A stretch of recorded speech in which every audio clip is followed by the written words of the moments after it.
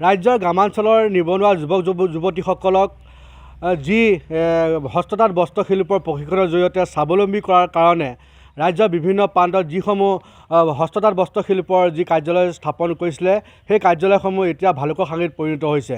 এই মুহূৰ্তত মই উপস্থিত আছোঁ নাওবৈচাৰ স্থিত যি হস্ততাঁত বস্ত্ৰশিল্পৰ কাৰ্যালয়ত। মোৰ সহযোগী দেখাবলৈ অনুৰোধ জনাইছোঁ যে এইদৰে এতিয়া বিভাগীয় তথা চৰকাৰৰ হেমাহি আৰু দায়িত্বহীনতাৰ বাবে এতিয়া এই কাৰ্যালয়সমূহ জহি খহি গৈছে। ইয়াত যি ধৰণৰ প্ৰশিক্ষাৰ্থী থাকিব লাগিছিলে সেই ধৰণৰ প্ৰশিক্ষাৰ্থী নথকাৰো এক কথা পোহৰলৈ আহিছে। মোৰ সহযোগী দেখাবলৈ অনুৰোধ জনাইছোঁ যে এইটোৱে হৈছে নাওবৈচাৰ যি হস্ততাঁত বস্ত্ৰশিল্পৰ যি কাৰ্যালয়, এই কাৰ্যালয়ৰ এইটো অৱস্থা। ইয়াত আপুনি মই দেখিলে আচৰিত হ'ব লাগিব যে এইদৰে চলিছে এতিয়া ৰাজ্যৰ হস্ততাঁত বস্ত্ৰশিল্প বিভাগটো। এনেদৰেই চৰকাৰৰ তথা বিভাগৰ বৰমূৰীয়াসকলৰ দায়িত্বহীনতাৰ বাবে এতিয়া এনেকৈ জহি খহি গৈছে। তথাপিতো কিন্তু এই কাৰ্যালয়সমূহটো নিৰ্মাণ তথা পুনৰ নিৰ্মাণ তথা মেৰামতি কৰিবৰ কাৰণে সময় নোলোৱাত এতিয়া কিন্তু এই বিভাগটো এক ভালুকৰ সাঙিত পৰিণত হোৱাৰ গুৰুতৰ অভিযোগ উত্থাপন হৈছে।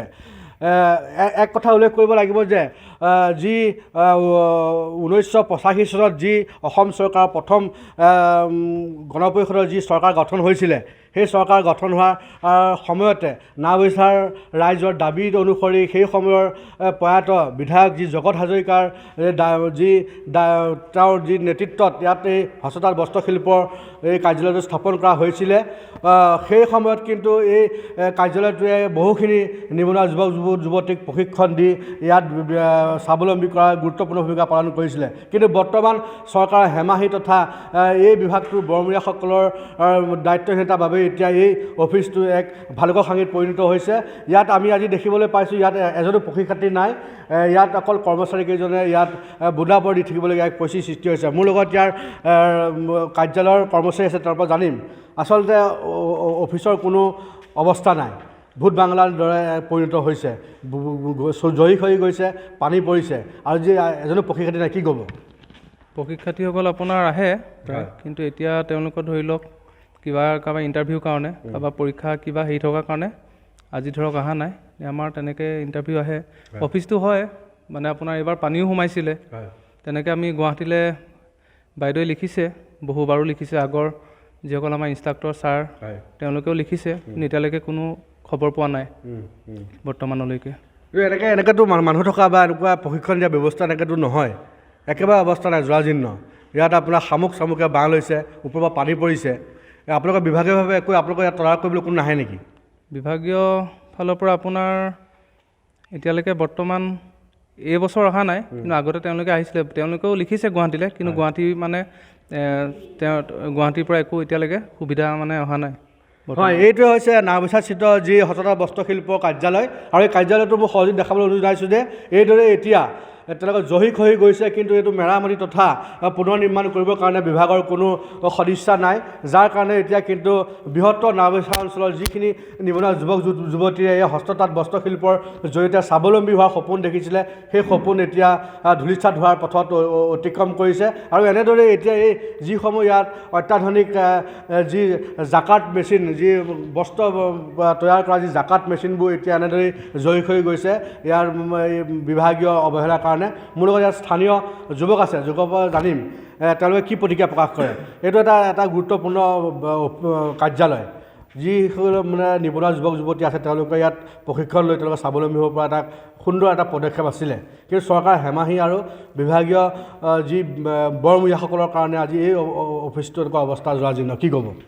প্ৰায় 1985 চনতে স্থাপন হোৱা আমাৰ এই গ্ৰাম্যাঞ্চলৰ যিসকল ছাত্ৰ ছাত্ৰী আছে, যিসকল নিবনুৱা যুৱক যুৱতী আছে, সেই যুৱক যুৱতীসকলৰ স্বাৱলম্বিতাৰ পথ মুকলি হ'বৰ বাবে যি অনুষ্ঠানটো নিৰ্মাণ কৰা হৈছিল, সেই নিৰ্মাণ কৰা অনুষ্ঠানটো কিন্তু আজি অতি পৰিত্যক্ত অৱস্থাত আপোনালোকে দেখিবলৈ পাইছে, জহি খহি গৈছে। যিসকল বিভাগীয় কৰ্তৃপক্ষ আছে তেওঁলোকৰ চৰম হেমাহিৰ বাবে আমাৰ এই নাওবৈচা অঞ্চলত যি অনুষ্ঠান প্ৰস্তুত কৰি উলিওৱা হৈছিল, এই অনুষ্ঠানটো সম্পূৰ্ণৰূপে এতিয়া ধ্বংসৰ মুখলৈ, ধ্বংসগৰাহলৈ গুচি গৈছে। আমি বিভাগীয় যিসকল কৰ্তৃপক্ষ আছে তাৰ লগতে আমাৰ চৰকাৰখনক আমি বিনম্ৰভাৱে অনুৰোধ জনাইছোঁ, তেওঁলোকক দাবী জনাইছোঁ, তেওঁলোকে এই যি আমাৰ এই অনুষ্ঠানটো পুনৰ নিৰ্মাণ কৰি আমাৰ স্থানীয় যিসকল যুৱক যুৱতী আছে, যিসকল নিবনুৱা যুৱক যুৱতী আছে, তেওঁলোকক যাতে সংস্থাপনৰ বাট মুকলি কৰিবৰ বাবে তেখেতলোকে ইয়াৰ পৰা যাতে সুবিধা পায় সেই সুবিধাসমূহ পুনৰ দিবৰ বাবে আমি চৰকাৰক আহ্বান জনাইছোঁ। হয়, এটা গুৰুত্বপূৰ্ণ কথা উল্লেখ কৰিছে যে এইটো হৈছে এটা অতি গুৰুত্বপূৰ্ণ কাৰ্যালয়, যিবোৰ গ্ৰামাঞ্চলৰ যি নিবনুৱা যুৱক যুৱতীসকলে যি স্বাৱলম্বী হ'ব বিচাৰে তেওঁলোকে ইয়াত হস্ততাঁত বস্ত্ৰত যি প্ৰশিক্ষণ লৈ তেওঁলোকে স্বাৱলম্বী হোৱাৰ পূৰ্ণ সুযোগ আছিলে, কিন্তু চৰকাৰ তথা বিভাগীয় যি বৰমূৰীয়াসকলৰ দায়িত্বহীনতাৰ বাবে এতিয়া আজি এই কাৰ্যালয়টো গুৰুত্বপূৰ্ণ কাৰ্যালয়টো ভালকৰ সাঙিত পৰিণত হৈ পৰিছে। কিন্তু তেওঁলোকে বাৰম্বাৰ আবেদন নিবেদন কৰিছে যদিও কিন্তু এই কাৰ্যালয়টো কিন্তু আজিৰ কোপতি কোনো মেৰামতি কৰা নাই। যি 1985 চনত যি স্থাপন কৰিলে সেই স্থাপন কৰাৰ পৰা কিন্তু আজি তাৰিখলৈকে কিন্তু এই কাৰ্যালয়টো কোনো ধৰণৰ মেৰামতি ব্যৱস্থা নকৰা বা পুনৰ নিৰ্মাণ ব্যৱস্থা নকৰাত এতিয়া জয়ী হৈ ভালকৰ সাঙিত পৰিণত হৈছে।